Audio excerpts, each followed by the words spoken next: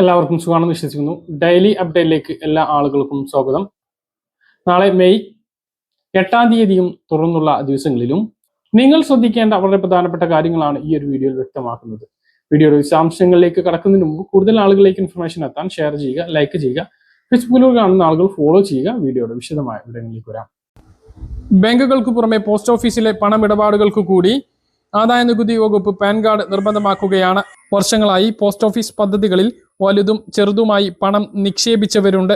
അങ്ങനെയുള്ളവർ നിർബന്ധമായും അറിയേണ്ട പുതിയ നിയമം പ്രാബല്യത്തിൽ വരികയാണ്. വലിയ തുകയുടെ ഇടപാടുകൾക്ക് ആദായ നികുതി വകുപ്പ് പാൻ കാർഡ് നിർബന്ധമാക്കിയിരിക്കുകയാണ്. പോസ്റ്റ് ഓഫീസുകളിലെ നിക്ഷേപങ്ങൾക്കും പണം പിൻവലിക്കുന്നതിനുമുള്ള ഒരു നിശ്ചിത പരിധി കഴിഞ്ഞാൽ പുതിയ നിയമം ബാധകമാകും. സാമ്പത്തിക ഇടപാടുകളിൽ കൂടുതൽ സുതാര്യത കൊണ്ടുവരുന്നതിന്റെ ഭാഗമായാണിത്. ഒരു ദിവസം 50,000 രൂപക്ക് മുകളിൽ പണം നിക്ഷേപിക്കുകയാണ് എങ്കിൽ ഇനി പാൻ കാർഡ് വിവരങ്ങൾ നൽകേണ്ടതുണ്ട്. ഒരു സാമ്പത്തിക വർഷം നടത്തുന്ന ആകെ പണമിടപാടുകൾ 10 ലക്ഷം രൂപ കടന്നാലും പാൻ കാർഡ് നിർബന്ധമാണ്. PPF, NSE, റെക്കറിംഗ് ഡെപ്പോസിറ്റുകൾ തുടങ്ങിയ പദ്ധതികളിൽ നിക്ഷേപമുള്ളവർ പാൻ കാർഡ് ലിങ്ക് ചെയ്യണം. വലിയ തോതിലുള്ള പണമിടപാടുകൾ കൃത്യമായി നിരീക്ഷിക്കുന്നതിനാണ് സർക്കാർ ഈ തീരുമാനം എടുത്തിരിക്കുന്നത് എന്നുള്ളതാണ് വിശദീകരണം. സംസ്ഥാനത്ത് ഏപ്രിൽ മാസത്തെ റേഷൻ 15-ാം തീയതി വരെ മാത്രമേ വാങ്ങാൻ കഴിയുകയുള്ളൂ. മെയ് മാസത്തെ റേഷൻ മെയ് 30 വരെ വാങ്ങാം. 15-ാം തീയതി വരെ, അതായത് ഏപ്രിൽ മാസത്തെയും മെയ് മാസത്തെയും റേഷൻ, 2 മാസത്തെ റേഷൻ വാങ്ങാനുള്ള അവസരമാണ് 15-ാം തീയതി വരെ ദീർഘിപ്പിച്ചിട്ടുള്ളത്. ഏപ്രിൽ 4 മുതൽ ഇത് തുടങ്ങിയതാണ്. 2 മാസത്തെയും റേഷൻ വാങ്ങാത്തവർക്ക് മാത്രമാണ് ഇങ്ങനെ 2 മാസത്തെ റേഷൻ വാങ്ങാൻ കഴിയുക. ഏപ്രിൽ മാസത്തെ മാത്രം വാങ്ങിയവർക്ക് മാത്രമാണ് മെയ് മാസത്തിൽ റേഷൻ ലഭിക്കുക. 2 മാസത്തെ ഒരുമിച്ച് വിതരണം ചെയ്തുകൊണ്ട് തന്നെ നിരവധി പേർ രണ്ടും ഒരുമിച്ച് വാങ്ങിയവരാണ്. അങ്ങനെയുള്ളവർക്ക് ഈ മാസം ഇനി റേഷൻ ഇല്ല. അതേസമയം സപ്ലൈകോ സബ്സിഡി സാധനങ്ങളുടെ വിതരണം ആരംഭിച്ചിട്ടുണ്ട്. പുതിയ വിലയും പ്രഖ്യാപിച്ചിട്ടുണ്ട്. സബ്സിഡി സാധനങ്ങൾക്ക് ചിലതിൽ വിലയിൽ മാറ്റം വന്നിട്ടുണ്ട്. ചെറുപയർ 85 രൂപ, ഉഴുന്ന് 87 രൂപ, കടല 63 രൂപ, വൻപയർ 68 രൂപ, തൂവരപ്പരിപ്പ് 83 രൂപ, മുളക് 1 കിലോ 130 രൂപ, മല്ലി അര കിലോ 45 രൂപ, പഞ്ചസാര 1 കിലോ 33 രൂപ, വെളിച്ചെണ്ണ 1 ലിറ്റർ, അര ലിറ്റർ സബ്സിഡിയും അര ലിറ്റർ സബ്സിഡി ഇല്ലാതെയും ചേർത്ത് 256 രൂപ. പൊതുവിപണിയിൽ ഇതിലേറെ വില കുറവാണ് എന്നുള്ളതാണ് വിവരം. ജയ അരിക്ക് 33 രൂപ, കുറുവ അരിക്ക് 33 രൂപ, മട്ട അരിക്ക് 33 രൂപ, പച്ചരിക്ക് 29 രൂപ എന്നിങ്ങനെയാണ് സബ്സിഡി സാധനങ്ങളുടെ വില. ഇവയെല്ലാം റേഷൻ കാർഡ് ഉള്ളവർക്ക് വാങ്ങാവുന്നതാണ്. മെയ് മാസത്തെ വിതരണം സപ്ലൈകോ ഔട്ട്ലെറ്റുകളിലൂടെ ആരംഭിച്ചിട്ടുണ്ട്. UDF സർക്കാർ ഈ തെരഞ്ഞെടുപ്പിൽ വലിയ വിജയം നേടിയതുകൊണ്ട് തന്നെ മുഖ്യമന്ത്രി നേരത്തെ രാജിവെച്ച് 15-ാം നിയമസഭാ കേരള ഗവർണർ ആർലേക്കർ പിരിച്ചുവിട്ടു. UDF 102 സീറ്റ് നേടിയതുകൊണ്ട് തന്നെ പുതിയ സഭാകക്ഷി നേതാവിനെ തെരഞ്ഞെടുക്കാനുള്ള കാലതാമസം മാത്രമാണ് പുതിയ സർക്കാർ രൂപീകരിക്കുന്നതിനുള്ളത്. ഒരു ഏകാധിപത്യ സ്വഭാവമില്ലാത്ത പാർട്ടിയാണ് കോൺഗ്രസ് എന്നുള്ളത് കൊണ്ട് തന്നെ സഭാകക്ഷി നേതാവിനെ തെരഞ്ഞെടുക്കുന്നതിന് കാലതാമസം ഉണ്ടാകും. 3 നേതാക്കളാണ് മുന്നിലുള്ളത്. VD Satheesan, KC Venugopal, Ramesh Chennithala. ഇവരിൽ ആരെങ്കിലും ഒരാൾ മുഖ്യമന്ത്രിയാകും.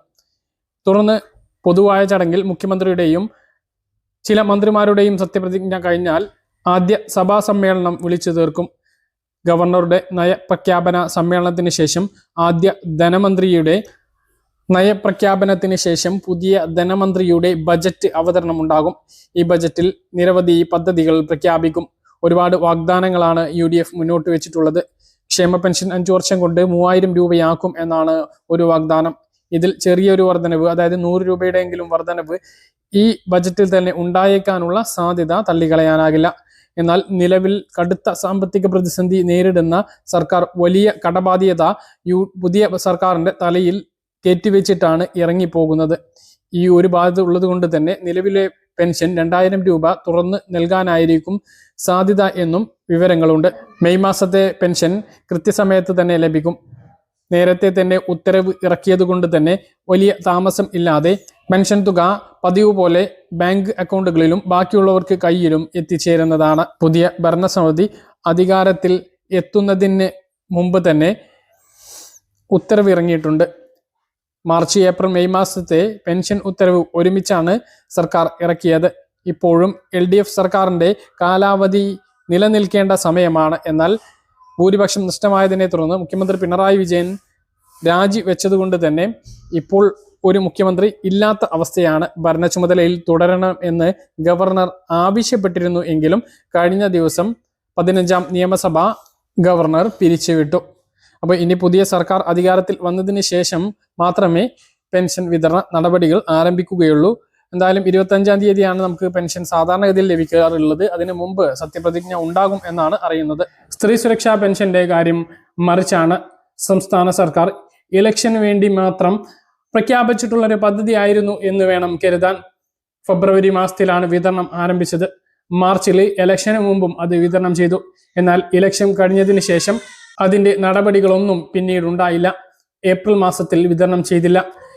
പുതിയ സർക്കാരിന്റെ ബജറ്റിന് ശേഷമായിരിക്കും ഇനി ഈ പദ്ധതി തുടരുകയാണ് എങ്കിൽ സഹായം ലഭിക്കുക. ഇല്ല എങ്കിൽ ഇതുപോലെ തന്നെ മറ്റൊരു പദ്ധതി പ്രഖ്യാപിക്കാനുള്ള സാധ്യതയും തള്ളിക്കളയാനാകില്ല. നിലവിൽ തദ്ദേശ സ്വയംഭരണ വകുപ്പ് മുഖേന നിരവധി പേർ അപേക്ഷ നൽകി. ഇത്രയും ആളുകൾ കാത്തിരുന്ന ഒരു പദ്ധതി ആയതുകൊണ്ട് തന്നെ ഒറ്റയടിക്ക് ഉപേക്ഷിക്കാനുള്ള സാധ്യതയും ഇല്ല. പിണറായി സർക്കാർ തുടങ്ങിയതുപോലെ തന്നെ നിർത്തിയ പദ്ധതിയാണ്. ഇനി ഇത് വീണ്ടും തുടങ്ങണമെങ്കിൽ UDF സർക്കാരിന്റെ ഒരു തീരുമാനം വരേണ്ടതുണ്ട്. കെട്ടിട നിർമ്മാണ തൊഴിലാളി പെൻഷൻ 18 മാസത്തെ കുറിച്ച് മുഴുവൻ നൽകും എന്ന് പറഞ്ഞിരുന്ന LDF സർക്കാർ 5 മാസത്തേത് മാത്രമാണ് നൽകിയത്. 13 മാസത്തേതും കഴിഞ്ഞ മാസത്തേതും അടക്കം 14 മാസത്തേത് വീണ്ടും കുടിശ്ശികയായിരിക്കുന്ന സാഹചര്യമാണുള്ളത്. പ്രവാസി പെൻഷൻ മുടങ്ങിയിട്ടുണ്ട്. ക്യാൻസർ രോഗികൾക്കുള്ള പെൻഷൻ മുടങ്ങിയിട്ടുണ്ട്. ഇങ്ങനെ നിരവധി പെൻഷനുകളാണ് LDF സർക്കാർ കുടിശ്ശികയായി ഇറങ്ങിപ്പോയിട്ടുള്ളത്. ഇതെല്ലാം UDF സർക്കാർ കൊടുത്ത് തീർക്കേണ്ടതുണ്ട്. അപ്പൊ എല്ലാം ബജറ്റിന് ശേഷമായിരിക്കും കൂടുതൽ ഒരു വ്യക്തത വരിക. നിങ്ങളുടെ അഭിപ്രായങ്ങൾ താഴെ കമന്റായി രേഖപ്പെടുത്തുക. പറഞ്ഞ കാര്യങ്ങൾ കൃത്യമായിട്ട് മനസ്സിലാണെന്ന് കരുതുന്നു. ഇതുപോലുള്ള ഇൻഫർമേഷനുകൾക്ക് ഫോളോ ചെയ്യുക, സബ്സ്ക്രൈബ് ചെയ്യുക. മറ്റൊരു വീഡിയോയുമായി നമുക്ക് വീണ്ടും കാണാം. ഇതുവരെ.